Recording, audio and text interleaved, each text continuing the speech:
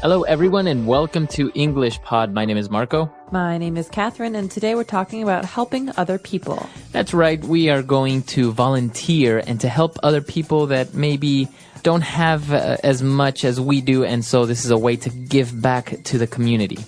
That's right. So this is an intermediate level lesson, and before we get going, we have a phrase to preview in today's vocabulary preview. Vocabulary preview. All right, so on vocabulary preview today, we have this phrase, a soup kitchen, or it's a noun, a soup kitchen. That's right. A soup kitchen is a place. Basically, it is a place where volunteers can help cook and serve people who don't have enough money to feed themselves. Okay, so that's a soup kitchen. It's basically a place where people can get free food. That's right. Okay, so this is where we're going to be today. We are at a soup kitchen, and we're going to hear a couple of people talking about helping out at a soup kitchen. Let's listen.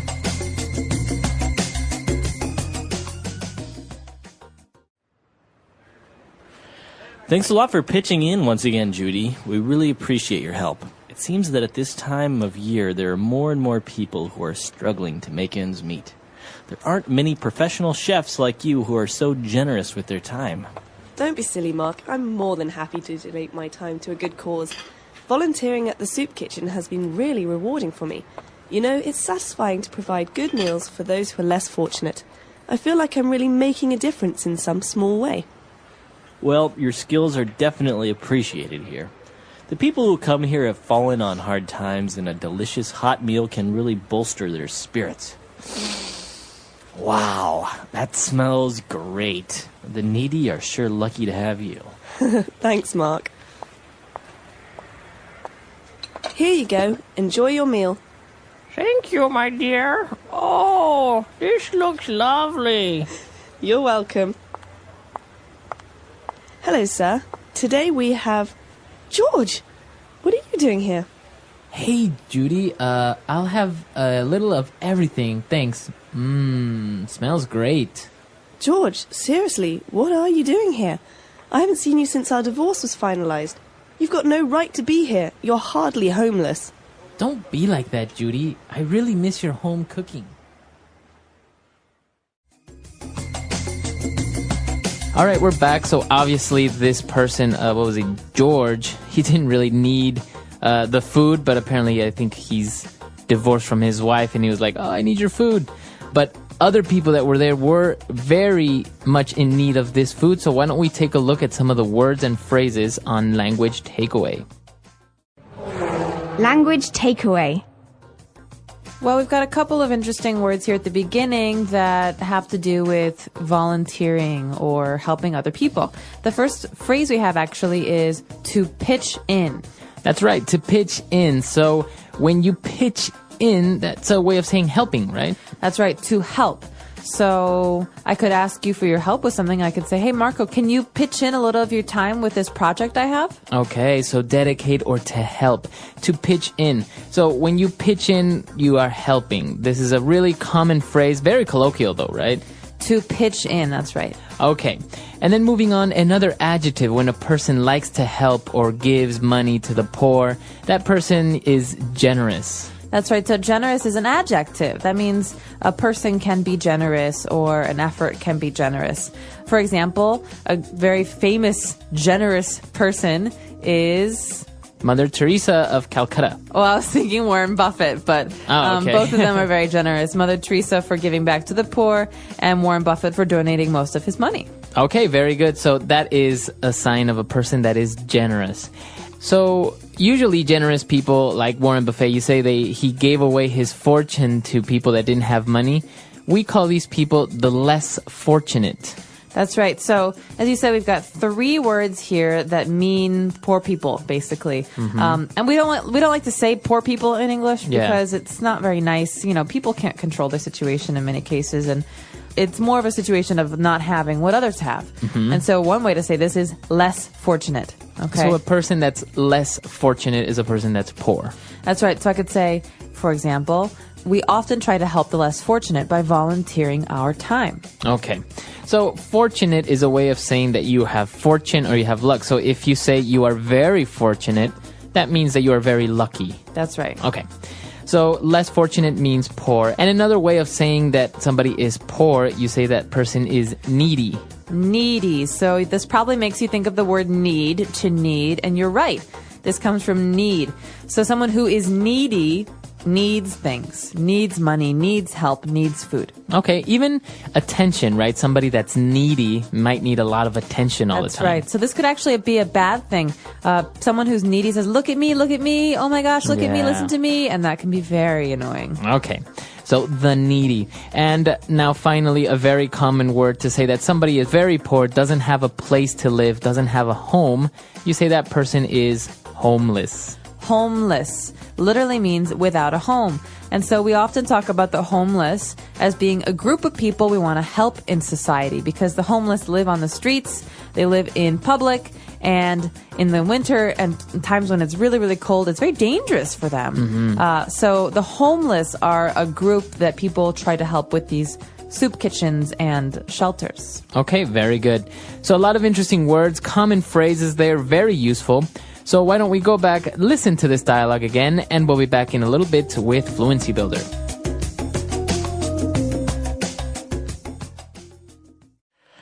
Thanks a lot for pitching in once again, Judy. We really appreciate your help. It seems that at this time of year, there are more and more people who are struggling to make ends meet. There aren't many professional chefs like you who are so generous with their time. Don't be silly, Mark. I'm more than happy to donate my time to a good cause. Volunteering at the soup kitchen has been really rewarding for me. You know, it's satisfying to provide good meals for those who are less fortunate. I feel like I'm really making a difference in some small way. Well, your skills are definitely appreciated here. The people who come here have fallen on hard times, and a delicious hot meal can really bolster their spirits. Wow, that smells great. The needy are sure lucky to have you. Thanks, Mark. Here you go. Enjoy your meal. Thank you, my dear. Oh, this looks lovely. You're welcome. Hello, sir. Today we have George. What are you doing here? Hey, Judy, I'll have a little of everything, thanks. Smells great. George, seriously, what are you doing here? I haven't seen you since our divorce was finalized. You've got no right to be here. You're hardly homeless. Don't be like that, Judy. I really miss your home cooking. All right, we're back. So on Fluency Builder today, we have 3 key phrases. So we're going to take a look at those now. Fluency Builder. Okay, so what is our first phrase? Our first phrase comes from the beginning of the dialogue with Mark, who says, there are some people who are struggling to make ends meet. So the phrase here is to make ends meet. Okay, to make ends meet. So if you take a look at this phrase, it's very hard to determine what that actually means. What does it mean? Well, think about a string. If you want to make a circle out of that string, you have to connect the ends, right? And I think of that as being about your income and the money that you spend. I cannot make ends meet if I earn $10 every week, but I spend $15 on my house and my food. Right. Okay. So not being able to make ends meet means you spend more than you earn. Okay. And that's not about cars and fancy TVs. That's about your house, your heat, your bills, and your food. Right. But I say, I've been able to make ends meet for a while now because I have a pretty good job. Okay, so to make ends meet is to be able to pay for your necessities. Okay. But he can't make ends meet means he can't support himself financially. Okay, very good. So to make ends meet is pretty much to satisfy your basic necessities. Financially, okay. Very good. And moving on, when we were talking about generosity and people helping out, if you help people that are less fortunate, you are making a difference in a small way. Okay, so this is a phrase that we hear all the time in the States. I'm not sure if it's the same in other English-speaking countries, but it's a very popular phrase. We talk about making a difference or trying to make a difference, and it's not very clear what a difference really is. But generally, this means doing good things for other people. Okay, so celebrities try to make a difference with their money and their fame. Some people try to make a difference by working at homeless shelters or at soup kitchens. And so there are many different ways to make a difference, but it's basically the idea that you volunteer or you give money to help other people. Okay, very good. So even if, for example, you recycle, you can say you're making a difference in the environment. That's right, you're making a difference. Usually a difference is a positive thing, so keep that in mind. Very good. And for the last phrase on Fluency Builder today, we say that people who come here have fallen on hard times. So people that have fallen on hard times. What does it mean if you fall on hard times? Well, basically, hard times are difficulties, right? So not being able to make ends meet, not being able to pay for your food and your housing. And so we have the verb to fall. You've fallen on hard times because you've gone from a place where you're comfortable to a lower place, a place where life is really hard. Right. And so think of this as a fixed phrase. He fell on hard times, or they fell on hard times. This means they don't have much money, or they can't support themselves, or they went bankrupt, for example. So somebody that loses their job may have fallen on hard times. That's right. Okay. And there's one more phrase here that deserves a little attention. We heard this word to bolster. To bolster is a verb that means to improve. So a hot meal can really bolster their spirits. That means it can make them feel better. So to bolster their spirits means to make them feel happier, to lift their spirits. That's right. Exactly what you said, to make them feel happier. Okay, awesome. So a lot of interesting phrases there. Ways that you can talk in English about making a difference, about volunteering. Very interesting stuff. Very good for conversations between friends and family. So why don't we go back, listen to the dialogue again, and we'll be back to talk a little bit more.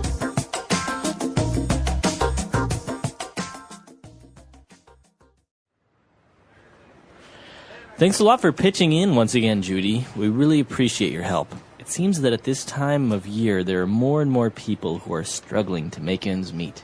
There aren't many professional chefs like you who are so generous with their time. Don't be silly, Mark. I'm more than happy to donate my time to a good cause. Volunteering at the soup kitchen has been really rewarding for me. You know, it's satisfying to provide good meals for those who are less fortunate.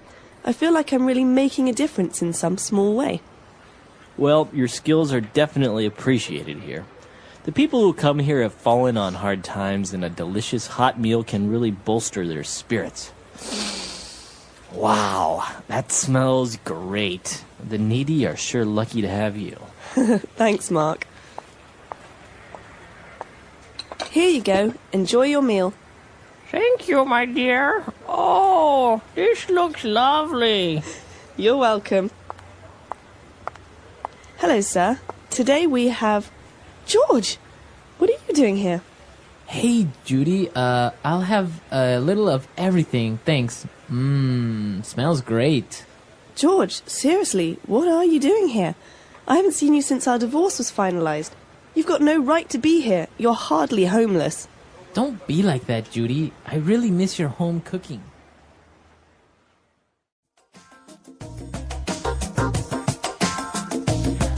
All right, we're back. So talking about volunteering, have you ever done any volunteer work? I have. I've done quite a bit, actually. Yeah, what have you done?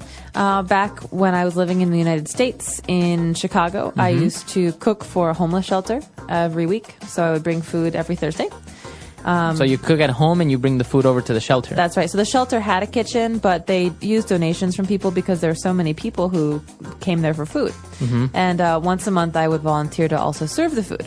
Okay. So I would bring lasagna or pasta, things that most people like, and then once a month I would sit down with people and talk. You know, a lot of people are lonely when they're in homeless shelters because they come alone, or maybe it's a mother and her child, and it's nice to also come and sit and talk to them.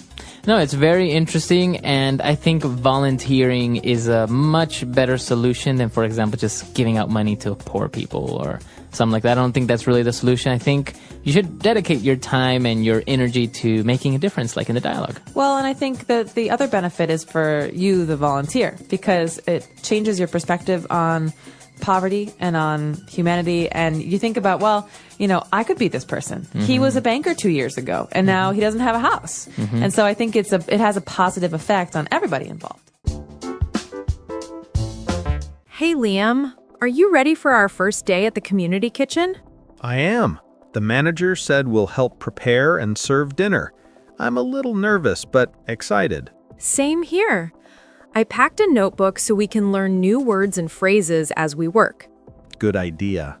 People call this place a soup kitchen, right? It's where volunteers cook and serve free meals for people who need them. Yes, I like the phrase pitch in. It means everyone helps a little, and together we do a lot. Exactly. Today we'll pitch in by chopping vegetables, washing pots, and serving food. And we'll do it with a smile. That can really bolster their spirits, make people feel better inside. You're right. A warm meal, a kind word, and a friendly face can change the evening. Here comes Miss Rivera, the manager. She said there are more guests this month because many people are struggling to make ends meet. Make ends meet means your income is just enough or not enough for basic needs like food and rent. When ends don't meet, people may visit places like this. Some guests are homeless, others have a home but not enough money this week. I used to think homeless was the only word, but I learned other words too, like needy, less fortunate, and people who have fallen on hard times. Fallen on hard times is a kind way to say life changed and became difficult, maybe after losing a job or getting sick. I'm glad this kitchen exists. It gives people a safe space and a hot meal, and it reminds them they're not alone. Miss Rivera hands us aprons. She says, "Welcome, team. Thank you for donating your time." I love that. Donating time is a real gift. Right. We can donate money, but we can also donate time, skills, and attention. All of those make a difference. Okay, jobs. You take the cutting board, I'll check the soup. Wow, onions, carrots, and garlic. The smell is amazing. I'll dice the carrots. Watch my fingers. I don't want to cut myself before we start. I'll stir the pot slowly. The soup looks thick and colorful. Friendly food, simple and warm. Miss Rivera says we serve at 6. That gives us 30 minutes. While we wait, let's practice how to talk with guests. We should be respectful, kind, and clear. Agreed. We can say, "Good evening. Would you like soup or pasta? Would you like bread?" And always add, "Please and thank you." And we can offer choices without pressure, like, "You're welcome to take a seat near the window if you want some quiet." I'm thinking about the word generous. Some people think it only means giving money, but generosity can be a smile, a seat, or extra time. True. Also, generosity doesn't judge. We don't ask, "Why are you here?" We say, "We're glad you're here." Yes, everyone deserves dignity. First guest is here. "Hi, sir. Welcome. Would you like soup tonight?" He nods and says yes. I pour carefully. I add bread and a little salad. He smiles and says, "Thank you." Next guest is a young woman with a stroller. I ask, "Would you like something for your child?" She says, "Yes, please." We find a small bowl, cool the soup with a bit of water, and give her extra napkins. She whispers, "Bless you." Moments like this remind me why we came. Between guests, we write notes. Speak gently. Offer choices. Listen more than you talk. Respect privacy. A man in a construction jacket arrives. He says, "Hard day. I lost my job last week." Then he looks down. I say, "I'm sorry you're going through that." I don't try to fix it. I just offer food and space. He says he'll be okay, but rent is hard. He says, "I can't make ends meet right now." We nod and keep serving. Sometimes quiet kindness is the best support. After the line slows, we drink water and share a piece of bread. I tell you about my neighbor who volunteers at a shelter on Sundays. He says talking with people matters as much as the food. That makes sense. Loneliness can be as heavy as hunger. Miss Rivera waves us back. More guests arrive. A teenager comes alone, moving carefully, like he doesn't want to be seen.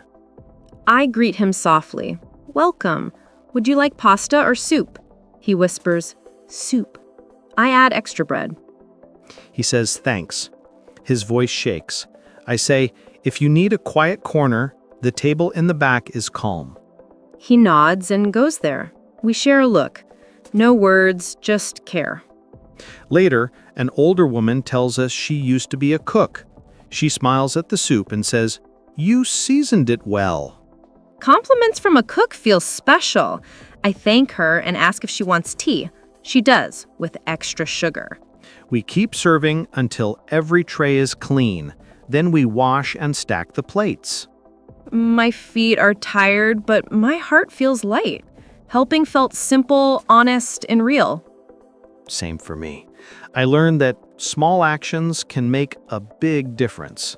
On our way out, the teenager from before walks up. He says, "Thanks for being kind. I felt invisible all week. Here, I made a drawing while I ate." He shows us a small pencil sketch of the soup pot, steaming like a little sun. I feel tears in my eyes. I say, "Thank you for sharing this. It's beautiful."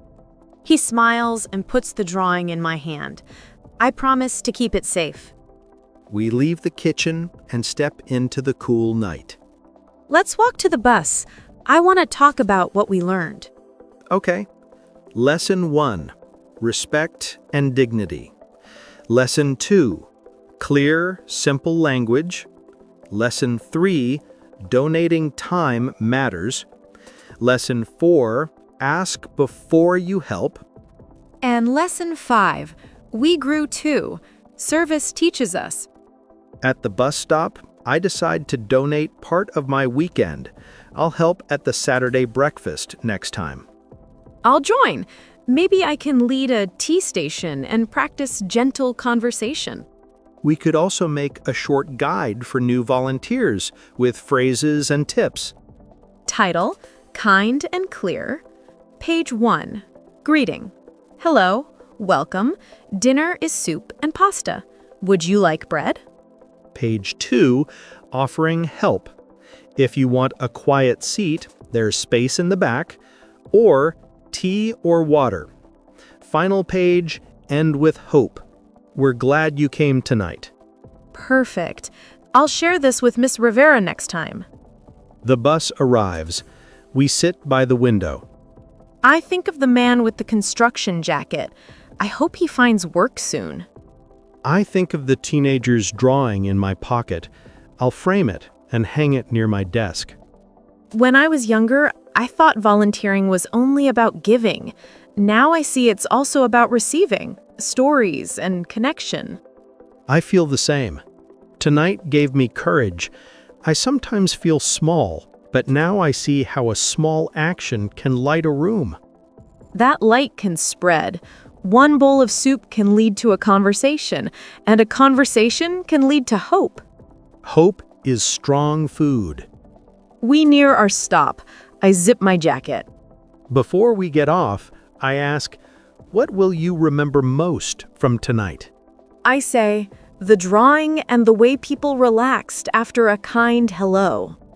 I will remember the mother's whisper and the steam rising like quiet hope. We step onto the sidewalk. The street is calm. I say, thank you for inviting me to volunteer. You smile and say, thank you for saying yes. Let's come again next week. Yes, we'll bring patience, good shoes, and maybe a new recipe. I vote for vegetable stew with fresh herbs. Deal. And we'll add tea with lemon for cold nights. We reach your building and stop at the steps. I take out the drawing and hold it between us. For the kitchen, I say. We'll frame it by the door. We stand quiet for a second. I put the drawing back in my pocket and smile. Good night, Liam. Good night, Luna. We made a difference today. Yes. Tomorrow, we keep that feeling alive. Then our day ends with a soft promise. We will return, we will pitch in, and we will welcome our neighbors with open hearts. And our story ends with warm hands and a hopeful smile. With a hopeful smile. Hello, my friends. Welcome back to our English lesson, full of warm light, simple words, and a big heart. And tonight, we learn how to talk about helping other people, how to volunteer, how to pitch in with our time, our hands, and our love. And we will move slowly, step by step, so every learner can follow and feel strong. Imagine you wake up on a cool morning, and you say to yourself, "Today I will give back to the community. Today I will help people who are less fortunate. Today I will do a small act that can make a big smile." You put on comfortable shoes, you bring a bottle of water, and you walk to a place that many towns have, a soup kitchen. A soup kitchen is a place that gives free food to people who need it, a place where volunteers cook, serve, and clean, a place where a hot meal can bolster their spirits and make the day feel softer. You meet the team at the door, and someone says, "Thanks a lot for pitching in." And you smile and say, "I am happy to help." And you learn the simple jobs for today. Maybe you cut vegetables. Maybe you stir a big pot. Maybe you set tables with bowls and spoons. Maybe you put bread in baskets. Maybe you fill cups with water and tea. The work is not hard, but it is careful and kind, and the air smells like soup, garlic, onions, and hope. People come in slowly and take seats. Some are homeless and sleep outside. Some have fallen on hard times and are struggling to make ends meet. Some are elderly and live alone. Some are families with small children. Some are quiet, and some are friendly and talk about the weather, or a soccer game, or a memory from long ago. And you listen with your face and your heart. You carry a tray to a table and say, "Here you go, enjoy your meal."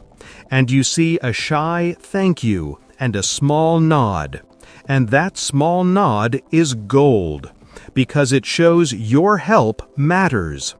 Volunteering at a soup kitchen can be very rewarding, not because you want a prize, but because you see real people feel warm and safe for a little while. You tell yourself, "I am not a professional chef, but I can devote my time. I can donate my energy. I can make a simple meal for a good cause." And this mindset grows your spirit too.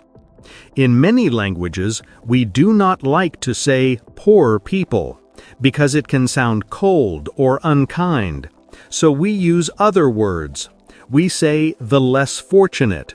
We say people in need. We say the needy when we speak about the group. We say people who have fallen on hard times. And we keep our voice soft and respectful, because life can change fast for anyone. The line moves on, and you keep serving, and the room stays calm and gentle. A team leader thanks you again and says your help is appreciated. Your kind hands make a difference. And you feel tears behind your eyes, because the words are simple and true. Now imagine a small surprise at the counter. A person you know steps into the line. He looks clean and strong. He is hardly homeless. Your heart jumps and your mind runs fast, but you breathe and you remember your job. Your job is to be fair and kind. Your job is to help without judging. Your job is to follow the rules of the place. So you call a supervisor. You say softly, "Can you help me here?" And the supervisor speaks to the person with respect. and together you keep the line safe and smooth. Later, you wash pots and laugh with the other volunteers. You talk about why you came today. One person says, "I volunteer because my family had hard times before." Another says, "I want to set a good example for my kids." Another says, "Giving time is more than giving money." And you feel close to these people because you all came to make a difference in some small way. Helping others does not only live in a soup kitchen. You can also visit a shelter, a place that gives beds and showers to people without a home. You can read books to children at a library on Saturday morning. You can talk with the elderly at a nursing home, hold a hand, listen to a story, share a simple song. And this calm talk can bolster their spirits more than you know. You can clean a park, plant trees, paint a fence, repair a small school wall, or collect warm coats for winter.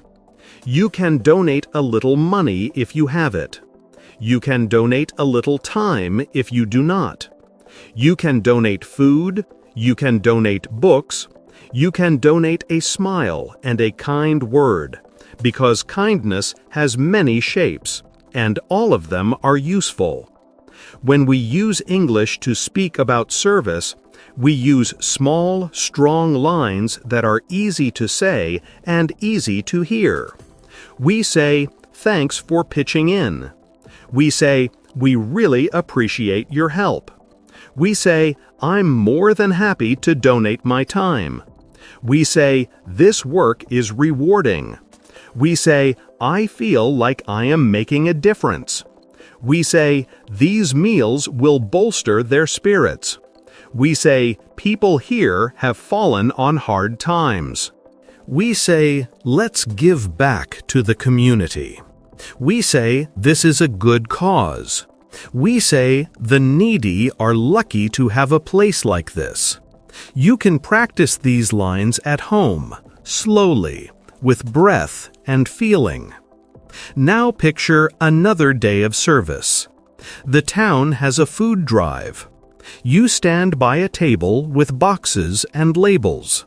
You smile and say, "Canned beans here, rice here, pasta here, oil here. Thank you for your donation." And a family brings a bag of food and says, "We want to help the less fortunate." And you say, "Your gift will make a difference." And you write the items on a list so the team can plan meals for next week. Later, you help load a small truck, and you wave as it drives to a shelter across town. On the way home, you think about words again. You think about the verb donate. You can donate your time. You can donate your skills. You can donate your money. You can donate food or clothes. You can even donate a song or a story to someone who feels alone. You think about the verb devote. You can devote your Saturday morning to service. You can devote one evening each month to cooking at the shelter. You can devote a quiet hour to writing cards for elderly people in a nursing home. These words are not hard, but they are powerful, because they tell the world you are ready to help. Sometimes people ask, does small help really matter? And we answer with simple truth. Yes, small help matters. A hot meal can bolster a body and a soul. A clean blanket can keep a child warm at night. A kind voice can lift someone who is lonely. A small monthly donation can keep a light on in a shelter. A short visit can turn a sad afternoon into a soft memory. We do not need big speeches. We need steady, small acts. We need simple English that moves like a hand to a shoulder and says, "I am here."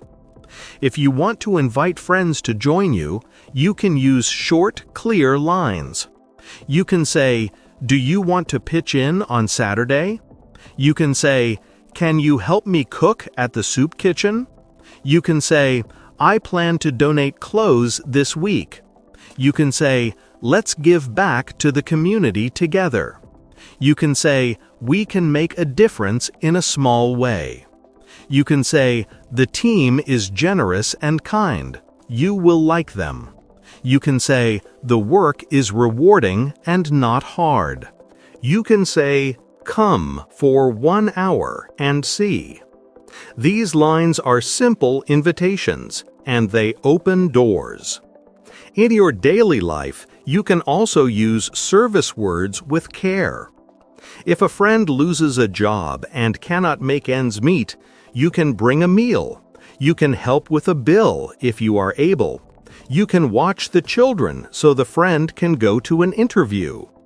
If a neighbor falls on hard times, you can carry groceries. You can mow a lawn.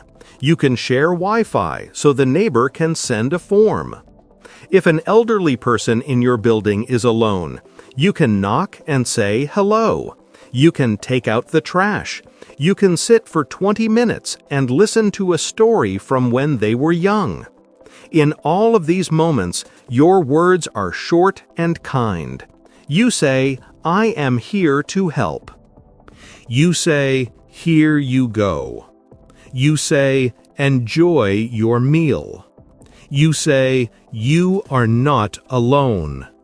You say, "We will take it one step at a time." You say, "Your life matters." You say, "I am happy to donate a little time today." You may think your English is small, but your heart is big, and that is what people feel first. Let us build a tiny practice you can repeat this week. Speak after me in a soft voice with breath and calm rhythm. I will pitch in. I will devote my time. I will donate what I can. I will give back to the community. I will help the less fortunate. I will respect the needy. I will serve a hot meal. I will talk to the elderly. I will listen with care. I will use kind words.